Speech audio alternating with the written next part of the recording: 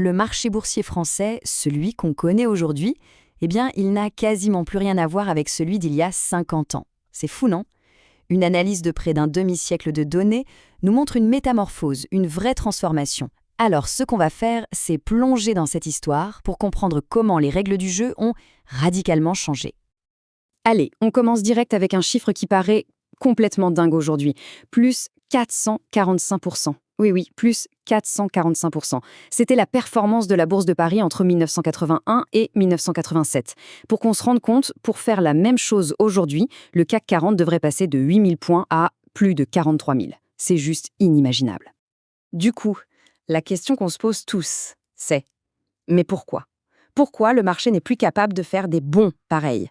Qu'est-ce qui a pu changer à ce point pour que cette performance nous semble venir d'une autre époque, voire d'une autre planète financière ?» Pour avoir la réponse, il faut remonter le temps. On va se plonger dans la première grande période qu'on pourrait appeler l'âge des extrêmes. C'était vraiment une époque folle, avec des gains démesurés, mais aussi des crashs d'une violence inouïe. En fait, c'était un peu la jeunesse sauvage du marché, une période où il cherchait encore qui il était. Alors, notre histoire de 48 ans, on peut la découper en 4 grandes ères, 4 chapitres bien distincts. D'abord, il y a l'ère héroïque, un peu une période de découverte. Ensuite, l'âge d'or. Après, ça se complique avec la décennie perdue, un vrai traumatisme. Et enfin, on arrive à aujourd'hui, à ce qu'on appelle la renaissance silencieuse. Cet âge d'or, de la fin des années 80 au début des années 2000, c'était spectaculaire. Il n'y a pas d'autre mot. Imaginez un peu, un rendement annuel moyen de 15%. C'était une croissance presque en ligne droite, portée par les grandes privatisations et un optimisme technologique complètement fou, qui a fini par créer la fameuse bulle Internet. Mais attention, même dans cet âge d'or, il y a eu un premier gros avertissement, le crash de 1998. En 83 jours, le marché a perdu un tiers de sa valeur. Et ce qui était nouveau, c'est que pour la toute première fois, une crise née en Asie a frappé Paris quasi instantanément. C'était le premier vrai test de la mondialisation financière. Les crises modernes, elles commençaient déjà à pointer le bout de leur nez. Et puis, l'an 2000 arrive. Et là, c'est la fin de l'innocence. On entre dans la période la plus sombre de l'histoire moderne du marché, la décennie perdue. Une génération entière d'épargnants a été traumatisée par 2 effondrements historiques qui ont tout simplement anéanti leurs espoirs. Moins 65,3%, voilà, ce chiffre, il symbolise à lui seul tout le traumatisme. C'est la chute après l'éclatement de la bulle Internet entre 2000 et 2003. L'indice a perdu quasiment les 2 tiers de sa valeur. C'est encore aujourd'hui la plus grande baisse de toute son histoire. C'est colossal. Et comme si ça ne suffisait pas, juste après une petite reprise, paf, la crise des subprimes arrive et donne le coup de grâce. Donc on a eu 2 chocs historiques, l'un après l'autre. C'était vraiment une décennie noire pour les investisseurs. Mais le plus dingue, ce n'est même pas la violence des chutes, c'est leur durée.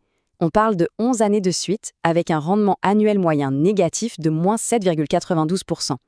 Pour le dire simplement, 10 000 € investis en 2000 ne valaient plus que 4 020 € en 2011. On comprend tout de suite mieux pourquoi une méfiance tenace vis-à-vis des actions s'est installée à ce moment-là.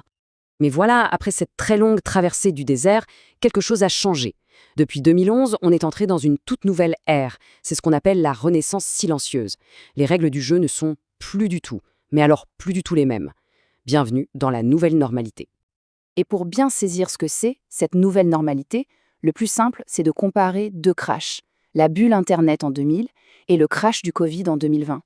Regardez bien, le premier, c'est une chute de 65% qui a duré 919 jours. Le second, une chute de 38% qui a duré 28 jours. La capacité de récupération du marché est juste décuplée. Et pour la reprise complète, 12 mois. C'est tout ce qu'il a fallu pour effacer complètement la crise du Covid. C'est incroyable. Cette vitesse de guérison, c'est vraiment la signature, la marque de fabrique du nouveau marché. Bon, maintenant qu'on a vu le quoi, passons au pourquoi. Comment est-ce qu'un marché aussi instable, aussi volatile, a-t-il pu devenir si résilient ? Eh bien, la réponse tient en 4 révolutions silencieuses. 4 changements de fond qui ont absolument tout changé. Alors, ces 4 révolutions, quelles sont-elles ? Premièrement, la révolution monétaire. Les banques centrales sont devenues les pompiers de service, toujours prêtes à injecter des liquidités pour éteindre les incendies. Deuxièmement, la révolution technologique. Les algos, les ETF, tout ça a permis de dompter la volatilité. Troisièmement, la révolution réglementaire, avec un marché beaucoup plus transparent et protégé. Et enfin, la révolution mondiale. Aujourd'hui, un choc local est tout de suite dilué par les capitaux du monde entier. Juste pour donner un exemple concret sur la réglementation, la directive MiFID II. Depuis 2018, elle impose une transparence et une protection des investisseurs bien plus fortes. En gros, le côté Far West des années 90, où tout était un peu permis, c'est fini. Le marché est devenu un environnement beaucoup plus contrôlé. Ok, très bien, on a vu l'histoire, on a vu les causes, mais concrètement, qu'est-ce que ça change pour nous aujourd'hui? Quelles sont les nouvelles règles du jeu qu'il faut avoir en tête? Premier point, et il est essentiel, plus 7,6%. C'est la performance annuelle moyenne sur près de 50 ans. Et ça inclut les crashs, la décennie perdue, tout. Ça montre bien une chose, sur le très long terme, le marché fait preuve d'une résilience assez remarquable. Mais dans la pratique, les seuils ne sont plus les mêmes. Avant 2011, une correction normale, c'était moins 30 ou moins 40%. Aujourd'hui, on est plutôt autour de moins 20, moins 25%. Pareil pour les hausses, elles sont moins folles. Et surtout, la durée des cycles a été divisée par 2, voire 3. On est passé de cycles de 3 à 5 ans à des cycles de 1 à 2 ans. Alors, si on devait retenir 3 grandes leçons de ce voyage d'un demi-siècle, la première, c'est que les marchés fonctionnent par ère.